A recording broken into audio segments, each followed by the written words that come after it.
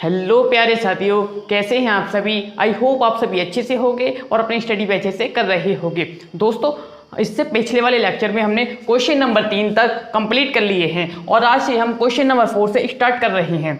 ठीक है, और यह है हमारा चैप्टर 1 की एक्सरसाइज 1.3 चल रही है। तो चलिए सॉल्व करते हैं। क्या बोल रहा है क्वेश्चन में कि यदि F x function of x कितना हो 4x + 3 अपॉन 6x - 4, जहां पर x 2/3 नहीं है। ठीक है, तो सिद्ध कीजिए कि सभी x 2/3 does not equal to 2/3 के लिए f of fx is equal to x है। ये f ऑफ यानी f संयोजन fx क्या सिद्ध करना हमें x के बराबर है, और दूसरे पार्ट में क्या है, इसका प्रतिलोम ज्ञात करना है। ठीक है, f इनवर्स ज्ञात करना है। तो कैसे करेंगे, सबसे पहले हमें क्या दिया यार, हमें दिया है fx कितना है 4x + 3/6x - 4। ठीक है, यही तो है। और किसके लिए x does not equal to 2/3, x मतलब x 2/3 को छोड़कर सभी के लिए क्या है, यह fx 4x + 3 अपॉन 6x - 4, और इससे क्या है f संयोजन fx का इज इक्वल टू x, यह सिद्ध करना है। तो चलिए कैसे करेंगे। सबसे पहले हमें क्या लिखना है, f ऑफ fx। तो मैंने आपको बताया था पहले भी, अगर नहीं पता हो, यह x किसके साथ जाएगा, यह x किसके साथ जाए, जो इसके जितनी ज्यादा करीब में होगा x उसके साथ जाता है। ठीक है, आप बोलोगे कि भाई हम इसे ऐसे भी तो लिख सकते हैं fx ऑफ f, तो ऐसे बिल्कुल भी नहीं लिखेंगे। ये x जो जाएगा वो उसके पास जाएगा जो इसके जितने ज्यादा नजदीक होगा। जैसे f है तो ये इस किसके साथ जाएगा, ये इस f के साथ जाएगा। ठीक है, तो कैसे लिखेंगे, f ये बड़ा ब्रैकेट लगाएंगे और fx। ठीक है, इस टाइप से लिखते हैं। तो अब क्या करेंगे, जहां पर भी इस फंक्शन में x है वहां पर क्या लिखेंगे, fx नोट करेंगे। ठीक है, तो कहां पर है देखिएगा, 4x की जगह क्या लिखेंगे, fx। ठीक है, और फिर क्या है +3/6fx - 4। ठीक है, उसके बाद करेंगे, इसे आगे कर लीजिएगा, 4fx की जगह क्या है ये। ठीक है, फंक्शन ऑफ x क्या है, 4x + 3/6x - 4। चलिए लिखते हैं 4x + 3/6x - 4, उसके बाद +3। ठीक है, उस नीचे क्या है 6x, सॉरी x की जगह तो ये लिखेंगे ना 4x + 3/6x - 4 और -4। ठीक है, उसके बाद में क्या करना है, तो चलिए करेंगे आगे। कितना 4 4 जा 12x और 4 तिया 12, हिंदी में कर लेते हैं 4 तिया 12। ठीक है, और उसके बाद में कितना होगा, इसकी मल्टीप्लाई इससे हो जाएगी, तो प्लस प्लस प्लस हो गया 6 तिया 18x and minus plus minus 4 तिया 12। क्लियर, उसके बाद कितना 6x - 4, ये तो एज इट एज हो जाएगा। और अपॉन में कितना है, अपॉन में इसकी मल्टीप्लाई इसमें हो जाएगी 24 और 6 तिया 18 और माइनस प्लस माइनस और 6 की 4 में हो जाएगी, कितना हो जाएगा 6 चौक 24, सॉरी 24x, x भी तो है, और माइनस माइनस प्लस कितना हो जाएगा 4 4 जा 16 यानी कि 4 चौक 16, और यह 6x - 4 एज इट इज नीचे आ जाएगा। तो 6x - 4 से 6x - 4 कैंसिल आउट। ठीक है, देखिए क्या क्या कैंसिल आउट हो रहे हैं, और यहाँ कितना है 16x और ये कितना है 12 और ये कितना है 18x। तो x ये जो है 12 से 12 कैंसिल आउट, क्योंकि ये माइनस का है और ये प्लस का है। ठीक है, 12 से 12 कैंसिल आउट।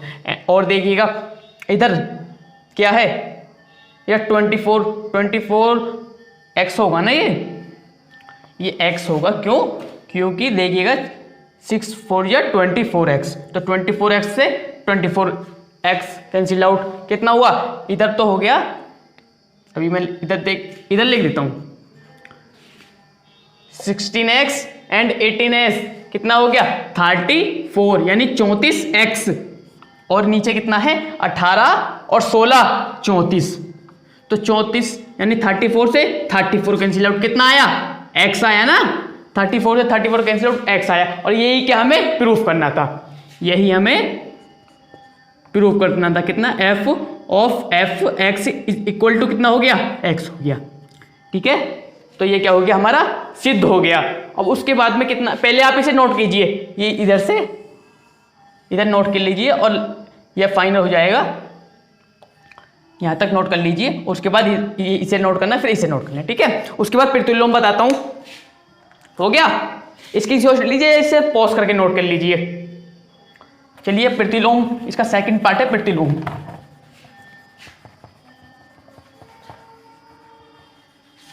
तो प्रतिलोम कैसे ज्ञात करेंगे, अब अभी हमने देखा f ऑफ fx, ठीक है, ये क्या है हमारा f ऑफ fx के बाद सिद्ध किया हमने x सिद्ध किया। तो यहां पर हम देखते हैं सभी किसके लिए है, ये सभी x इज इक्वल टू 2/3, सभी x इज इक्वल टू 2/3 यानी x इज इक्वल टू 2/3 को छोड़कर सभी के लिए क्या है f of fx is equal to x है। और इसका प्रतिलोम क्या होगा, इसका प्रतिलोम f ऑफ fx का क्या होगा, स्वयं f ही होगा, यानी ix, इसका इनवर्स जो होगा x का यही होगा। तो हम लिख सकते हैं यहां पर f का प्रतिलोम क्या होगा, स्वयं यानी खुद f ही होगा।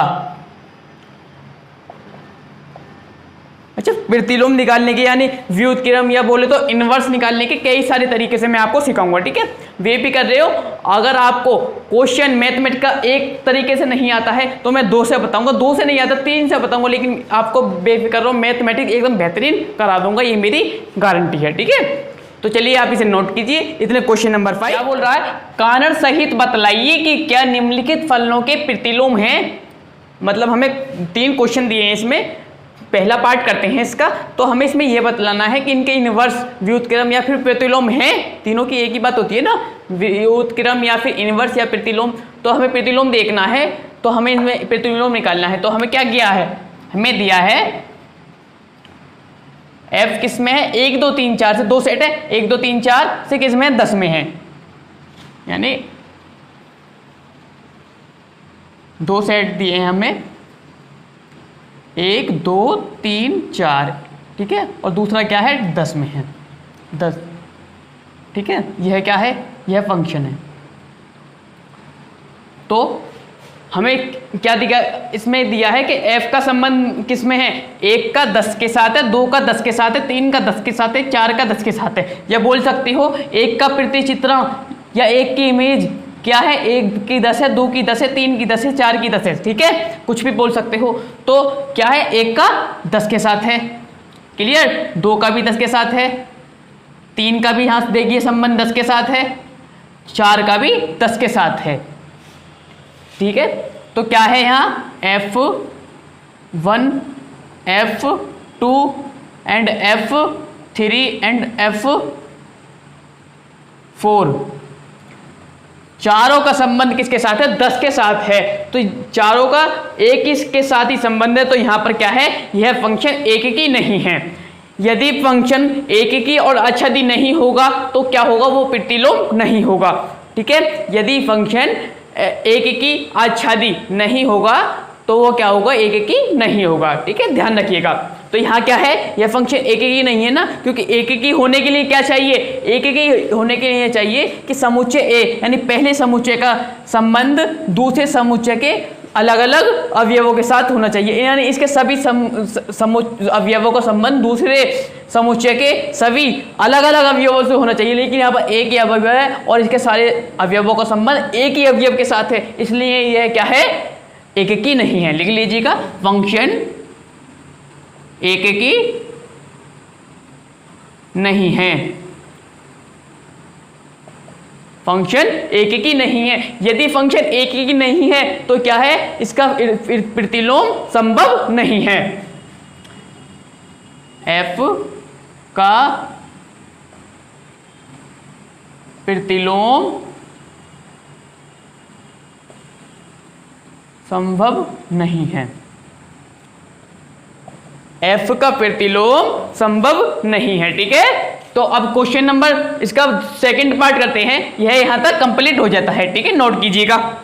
सेकंड पार्ट क्या है, सेकंड वन में अभी मैं बुक में देखकर बताता हूं। 5 6 7 8 से 1 2 3 4 में है। 5 6 7 8 से 1 2 3 4 में है। यहीं सेट कर लीजिए इसे।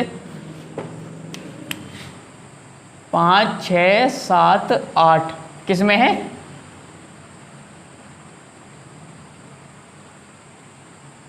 एक, दो, 3 और 4, यही तो है। जहां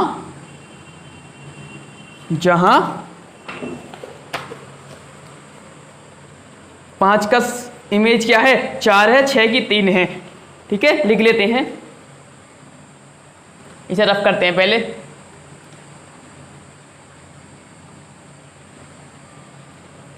पांच की इमेज क्या है? 5 4 है, 6 3 है। 5 4 है और क्या है? 6 3 है। ठीक है, अब अपनी बुक में देख लीजिएगा, लिख रहा होगा उस पर। और 7 4 है, 8 2 है।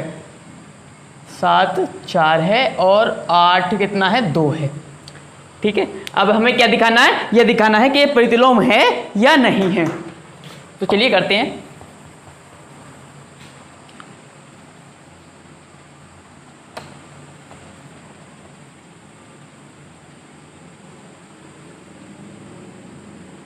ठीक है, ये मैंने रफली डायग्राम बनाया है, आप सही से बना लीजिएगा, देखने के लिए होता है। ठीक है, डायग्राम। तो हम यहां देखें 5 6 7, इसमें क्या अवयव, कितने एलिमेंट है? 5 6 7 एंड 8।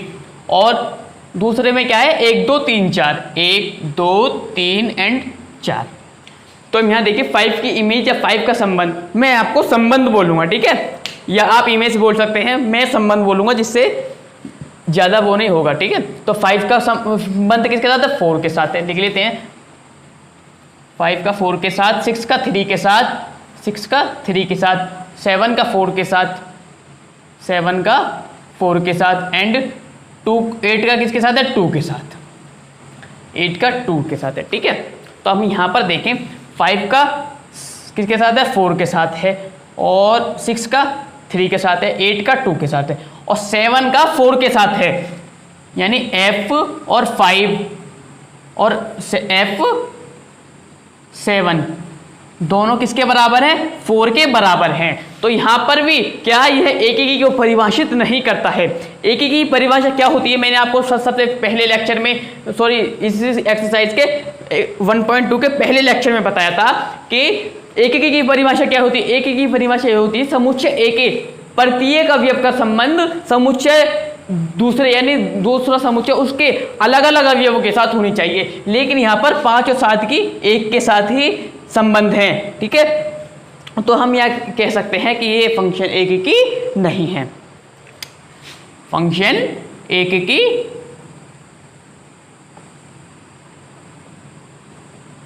नहीं है। फंक्शन एकीकी नहीं है, तो मेरे प्यारे विद्यार्थियों क्या होगा? यह प्रतिलोम नहीं होगा। ठीक है, एफ यानी फंक्शन क्या है? प्रतिलोम संभव नहीं है। फंक्शन का क्या है? पूरा लिख लेते हैं, संभव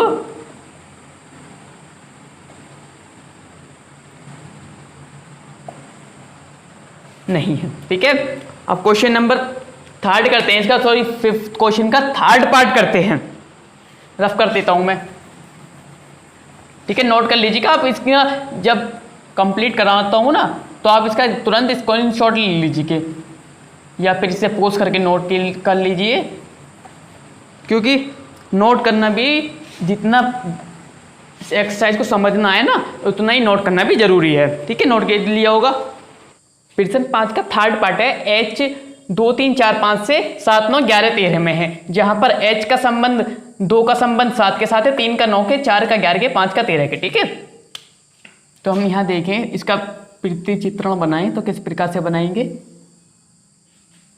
2 3 4 5 से किस में है, 2 3 4 5 से किस में है, 7 9 11 और 13 में है।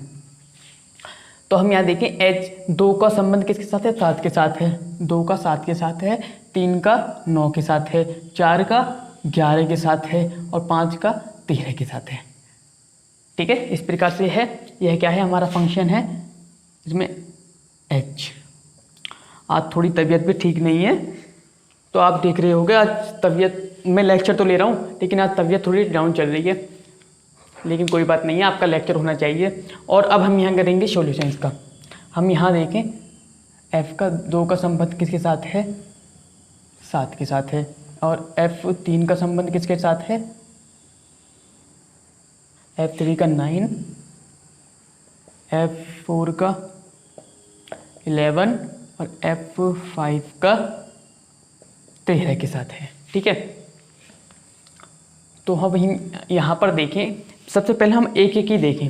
तो एक एक ही देखने के लिए हम परिभाषा हमें पता है, इसकी परिभाषा होती है कि समुच्चय ए, यदि हम इसे समुच्चय, हम इसे लेट कर लेते हैं, समुच्चय ए है, यदि ये समुच्चय बी है।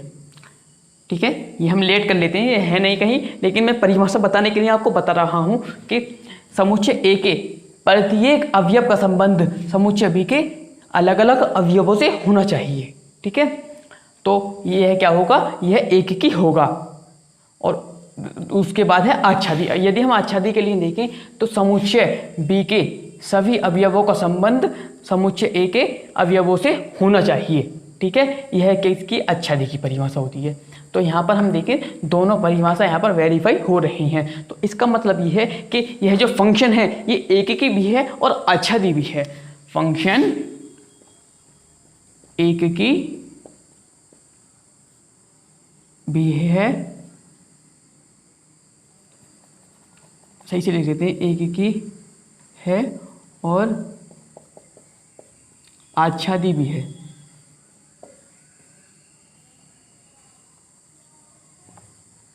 आच्छादी भी है। ठीक है, अब हमें इसका क्या करना है, प्रतिलोम निकालना। तो इसका प्रतिलोम संभव है, अतः f का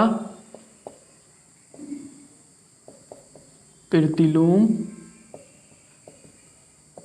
संभव है। यदि इसका प्रतिलोम संभव है तो इसका प्रतिलोम निकालेंगे। प्रतिलोम कैसे निकालते हैं, जब हम देखें इसका f, जब हम फंक्शन ऑफ f या फंक्शन ऑफ g निकालते हैं तो कैसे निकालते हैं, जैसे हमें 2 का देखना है, यहाँ पर f2 का संबंध किसके साथ है, 7 के साथ है। ठीक है, इसी प्रकार से देखते हैं। लेकिन जब हम प्रतिलोम निकालते हैं, जब हम प्रतिलोम निकालते हैं तो क्या देखते हैं, f इनवर्स लगाकर इधर साइड से, राइट साइड से लेफ्ट साइड में को शुरू करते हैं, यानी 7 का संबंध 2 के साथ है। ठीक है, इस प्रकार से इसका प्रतिलोम निकालते हैं।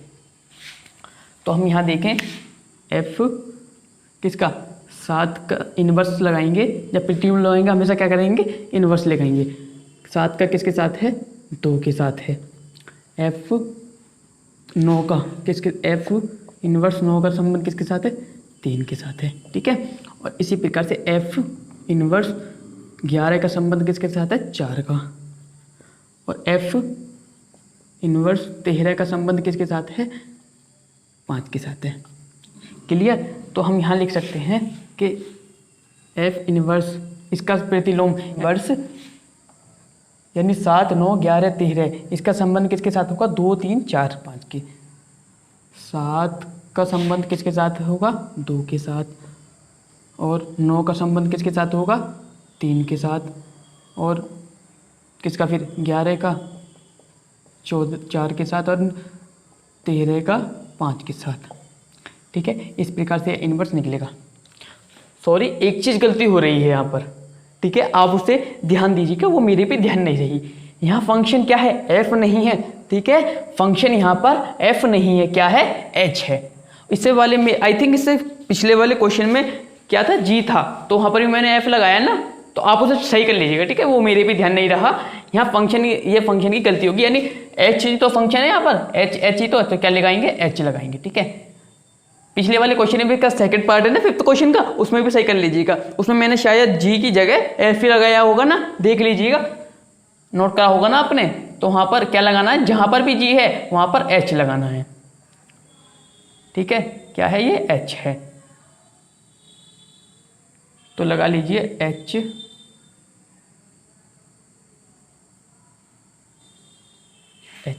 ठीक है। तो इस प्रकार से आगे का अब हम, यह क्या हो गया, हमारा पूरा फंक्शन आ गया, ठीक है। तो अब हम यहाँ पर, ये हमारे कितने, 5th कोर्स के 3rd पार्ट कंप्लीट हो चुका है।